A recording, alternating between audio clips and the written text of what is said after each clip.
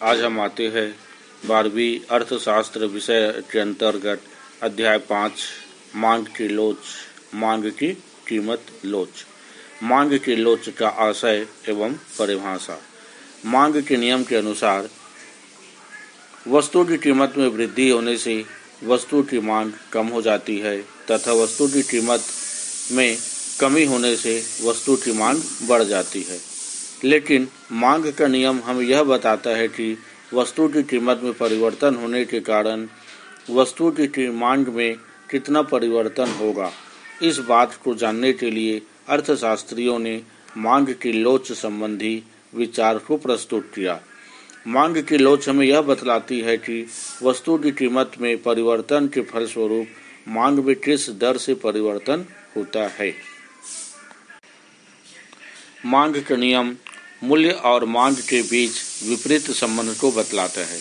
वस्तु के मूल्य में वृद्धि होने से वस्तु की मांग घट जाती है तथा मूल्य में कमी होने पर इसकी मांग में वृद्धि हो जाती है।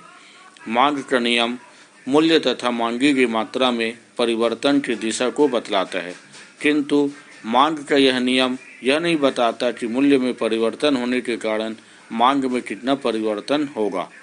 इस बात को जानने के लिए एक नई तकनीकी विचार को प्रस्तुत किया गया है। मांग की लोच हमें यह बताती है कि मूल्य में परिवर्तन होने के परिणाम स्वरूप मांग में किस दर से परिवर्तन होता है। परिभाषा में प्रमुख रूप से आते हैं प्रोफेसर मार्शल के अनुसार किसी वस्तु की मांग की लोच अधिक है या कम तब कही जाएगी जब कीमत में एक निश्चित कमी होने पर उसकी मांग में अधिक या कम वृद्धि होती है तथा कीमत में एक निश्चित वृद्धि होने पर मांग में अधिक या कम कमी होती है। इसी में दूसरा परिभाषा श्रीमती जॉन रॉबिन्सन के अनुसार मांग की लोच कीमत में थोड़े से परिवर्तन के फलस्वरूप खरीदी गई मात्रा के अनुपातिक परिवर्तन को मूल्य की अनुपातिक परिवर्तन से भाग देने पर प्राप्त होती है। बोल्डेन के शब्दों में किसी वस्तु की कीमत में एक निश्चित परिवर्तन होने से उस वस्तु की मांग में जो प्रतिशत परिवर्तन होता है उसे मांग की लोच कहते हैं। उपर्युक्त परिभाषा से इससे स्पष्ट होता है कि मांग की लोच वह दर है जो कीमत में परिवर्तन के साथ वस्तु की मांगी जाने वाली मात्रा में परिवर्तन को बताती है। इसके बाद आते हैं मांग की लोच के प्रकार। मांग की लोच को 3 भागों में बांटा गया है। पहला मांग की कीमत लोच, दूसरा मांग की आय लोच और तीसरा मांग की आड़ी लोच। पहला मांग की कीमत लोच। मांग की कीमत लोच उपभोक्ता की आय, उसकी रुचि तथा संबंधित वस्तुओं के मूल्य दिए होने पर किसी वस्तु के मूल्य में परिवर्तन के कारण उसकी मांगी गई मात्रा में परिवर्तन की दर को बताती है। इसका तात्पर्य यह है कि मांग की कीमत लोच वस्तु की कीमत में परिवर्तन के कारण उस वस्तु की मांगी गई मात्रा में होने वाले परिवर्तन को बतलाती है। मांग की कीमत लोच को 5 अन्य भागों में बांटा गया है। इसमें पहला आता है पूर्णतः लोचदार मांग। किसी वस्तु की कीमत में कोई परिवर्तन न होने पर भी वस्तु की मांग में यदि बहुत परिवर्तन हो जाए तो ऐसी वस्तु की मांग को पूर्णतः लोचदार मांग कहते हैं। जैसे किसी वस्तु की कीमत में कोई परिवर्तन नहीं हुआ हो लेकिन वस्तु की मांग में 10% की वृद्धि या कमी हो जाती है तो मांग की लोच पूर्णतः लोचदार कहलाती है। इसी में आते हैं दूसरा अधिक लोचदार मांग। जब किसी वस्तु की मांगी गई मात्रा में परिवर्तन उसकी कीमत में परिवर्तन की तुलना में अधिक अनुपात में होता है तब उस वस्तु की मांग अधिक लोचदार होती है। जैसे किसी वस्तु की कीमत में 10% की कमी आने पर उस वस्तु की मांग में 20% की वृद्धि हो जाए तो ऐसी वस्तु की मांग अधिक लोचदार होती है। तीसरा, लोचदार मांग। जब किसी वस्तु की मांग में परिवर्तन ठीक उसी अनुपात में होता है जिस अनुपात में वस्तु की लागत में परिवर्तन होता है, तब ऐसी वस्तु की मांग लोचदार होती है। जिस प्रकार से किसी वस्तु की कीमत में 25% की वृद्धि होने पर उस वस्तु की मांग में 25% की कमी हो जाती है, तो ऐसी मांग को लोचदार मांग कहते हैं। प्रोफेसर मार्शल ने प्रायः आरामदायक आवश्यकता की वस्तुओं की मांग लोचदार होती है, यह स्पष्ट किया है। चौथा, बेलोचदार मांग। जब किसी वस्तु की मांग में अनुपातिक परिवर्तन उसकी कीमत में होने वाले अनुपातिक परिवर्तन से कम होता है, तो ऐसी मांग को बेलोचदार मांग कहते हैं। उदाहरण के लिए, वस्तु की कीमत में 25% की वृद्धि होने पर वस्तु की मांग में केवल 5% की कमी आती है, तो ऐसी मांग को बेलोचदार मांग कहा जाता है। इस प्रकार की मांग सामान्यतः अनिवार्य आवश्यकता की वस्तुओं के संबंध में पाया जाता है। और इसी के संबंध में आते हैं पांचवा, पूर्णतः बेलोचदार मांग। जब किसी वस्तु की कीमत में बहुत अधिक परिवर्तन होने पर भी वस्तु की मांग में कोई परिवर्तन नहीं होता, तब ऐसी वस्तु की मांग को पूर्णतः बेलोचदार मांग कहते हैं। इस प्रकार की वस्तु की मांग शून्य के बराबर होता है। ऐसी वस्तु की मांग रेखा आधार रेखा पर एक लंब के समान हुआ करता है।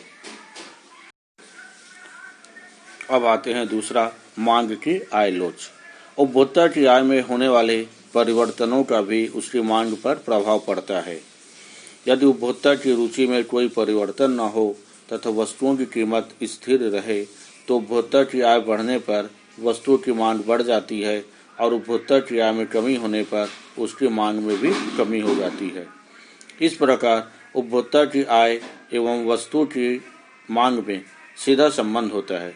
अतः मांग की आय लोच की धारणा का प्रयोग अर्थशास्त्रियों ने उपभोक्ता की आय में होने वाले परिवर्तनों का उसकी मांग पर पड़ने वाले प्रभाव को मापने के लिए बनाया गया है। उपभोक्ता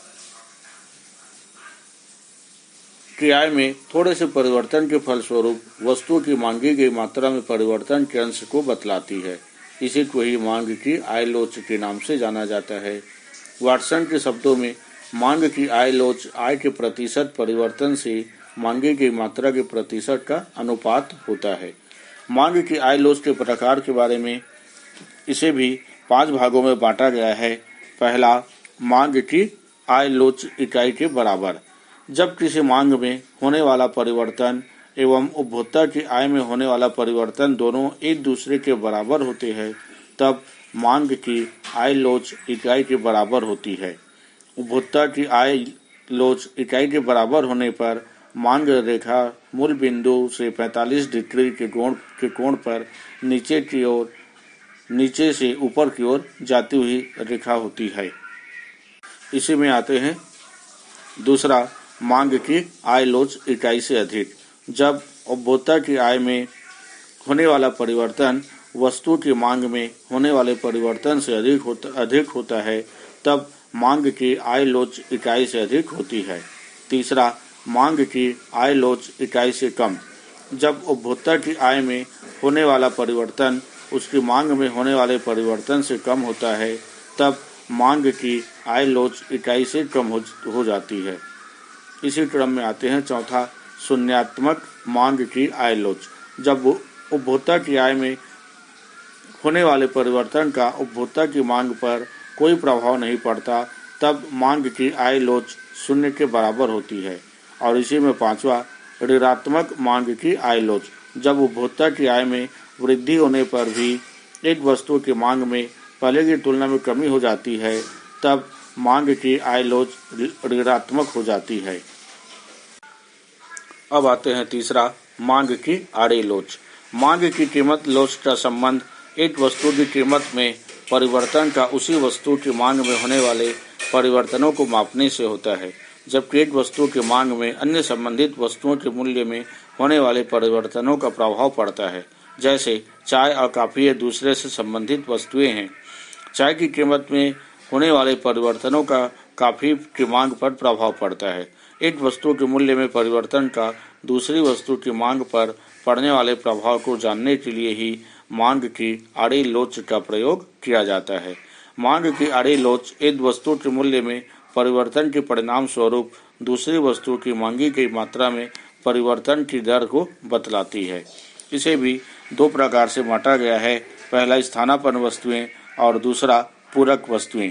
आते हैं पहला स्थानापन्न वस्तुएं। स्थानापन्न वस्तुएं वे होती है जिनका प्रयोग एक दूसरे के बदले में किया जा सकता है। जैसे उदाहरण के तौर पर दिया गया है चाय और कॉफ़ी, अमूल स्प्रे और मधु स्प्रे आदि कई उदाहरण हैं जो एक दूसरे के स्थानापन्न वस्तुएं हुआ करती है। इन वस्तुओं के मांग में आड़ी लोच धनात्मक होती है क्योंकि एक वस्तु के मूल्य में वृद्धि होने से दूसरी वस्तु सस्ती हो जाती है, इससे दूसरी वस्तु की मांग बढ़ जाती है। इसी क्रम में आते हैं दूसरा पूरक वस्तुएं। पूरक वस्तुएं वे होती है जिनका प्रयोग किसी आवश्यकता की संतुष्टि के लिए एक साथ किया जाता है, जैसे रोटी और मक्खन, घड़ी के साथ चैन, मोटर गाड़ी के साथ पेट्रोल आदि ऐसी वस्तुएं पूरक वस्तुएं कहलाती है। इन वस्तुओं की मांग की आड़ी लोच ऋणात्मक होती है। इसका प्रमुख कारण यह है कि वस्तु के मूल्य में वृद्धि होने से उसकी मांग में कमी आ जाती है, फलस्वरूप दूसरी वस्तु की कीमत में कोई परिवर्तन न होने पर भी उसकी मांग घट जाती है। इस प्रकार से मांग की लोच के तीन भागों में बांटा गया। उसके तीनों भागों में अलग अलग प्रकार के साथ मांग की लोच कंप्लीट होता है।